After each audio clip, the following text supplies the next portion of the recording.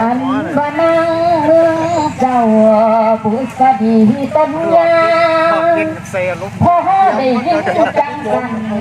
ใจแห่สะท้านดอกวันใหญ่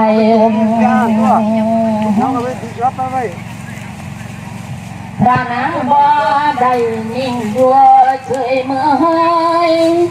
จึงได้เผยบาจาตัวนางมาสิหน่อยดูราเจ้า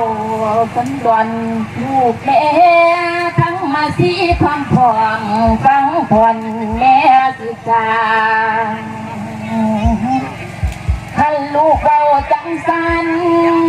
มันผิดเหตุข้างหลังมันคงเป็นตาปังตาบกำสิน้ำตองมันสิเป็นกังของให้สงสารก็กายตายนับกะเกิดบ่ได้แสนที่ใส่กะบ่สุนลูกเมีย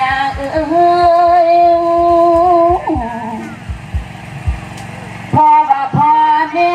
นั่นบุญมาเพื่อลายอุปไม่คือเสือแม่นสิเป็นอาสาไทย